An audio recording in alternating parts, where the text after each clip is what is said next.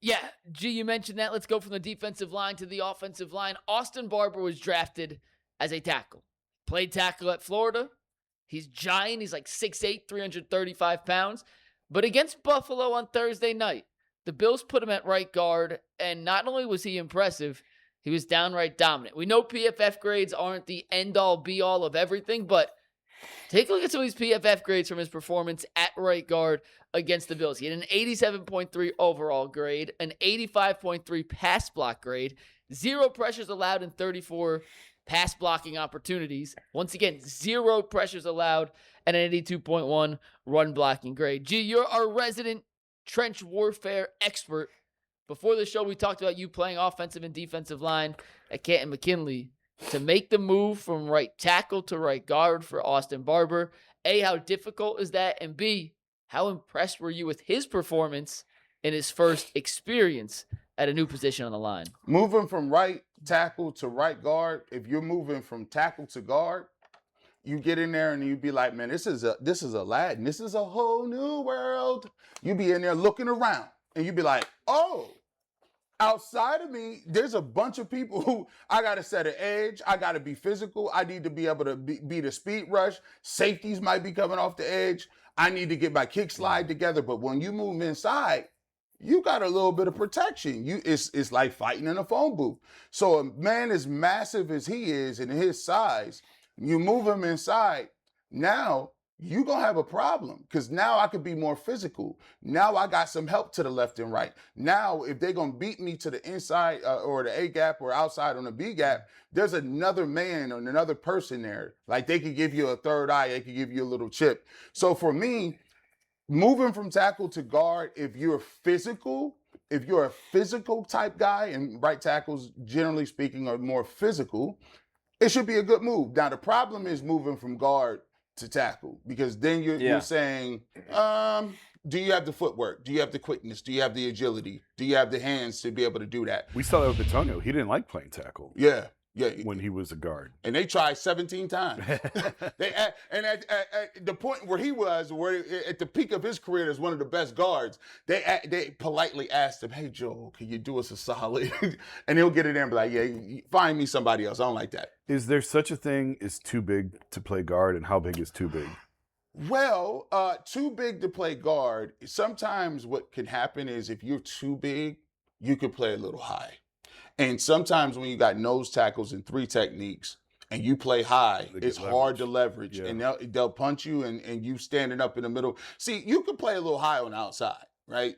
You know, you're just trying to reach a guy. You're trying to get it, make some things happen on the outside. But if you're playing high inside, you're going to get put in the backfield. So the bigger you are, I think that's why DeJuan Jones is in a guard. Yeah. Because it's just a pad level situation and the leverage. So, Dustin, I like to switch up, and I think for the Browns, they don't have to do a lot of makeshift stuff, especially with the depth. Well, a couple things. Number one, if Fano is going to be your left tackle, and you're able to put Barber from tackle to guard, and you get 2 starters out of this draft class, I think it definitely makes the way we look this draft class differently. And you mentioned Parker Brailsford. Yeah, and they like him a lot. There you go. So you may have solved some of your offensive line issues with just one draft alone, which is huge. I also think, too, like you got a guy in Barber who you put him inside, as you say, I think it's easier to go outside to inside. I think the picture gets a little bit clearer for him, and it's a little bit easier. The space is different. He's allowed to just use his body and his size and his physicality in the trenches there inside as opposed to being on the outside, where you can definitely be exposed quite a bit more on the outside. So, look, this would be a positive sign. It's one game, it's one practice, or what have you, and early signs are good. We'll take it. Yeah. Against New England on Thursday night. If you're Todd Monken, we know Barber's one of the guys who is going to play against the Patriots. Would you move him back outside to tackle for that game, or would you keep him at guard and see if he can build on that initial strong performance? Nah, not with them numbers. Nah, that's a eureka moment. And if you a Warhop, you like, nah, what I seen right there, we gonna build on that. See, don't. And another thing too, I'm playing a little scared myself.